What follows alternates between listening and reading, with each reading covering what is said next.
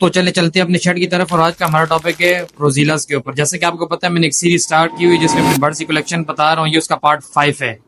तो मेरे पास जो है ये रेड सिनेनम का एक मेल है, जबकि गोल्डन मेंटल की फीमेल है। इनका मैंने पेयर अप किया हुआ है, तो उम्मीद है इनकी इंशाल्लाह ब्रीड आएगी इस सीजन में। एंड मैं आपके साथ वीडियोस भी शेयर करूँ। रोजीला बेसिकली ये भी ऑस्ट्रेलियन ब्रीड है और ये वेस्टर्न ऑस्ट्रेलिया में ज़्यादातर पाया जाता है।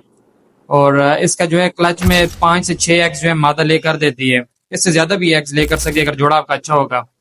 और ये साल में तकरीबन 3 से 5 दफा जो है वो चिक्स निकालते हैं। अगर आप इनकी फूड अच्छी रखेंगे और इनको अच्छी डाइट देंगे तो ये और भी ज्यादा अच्छे तरीके से ब्रीड करेंगे।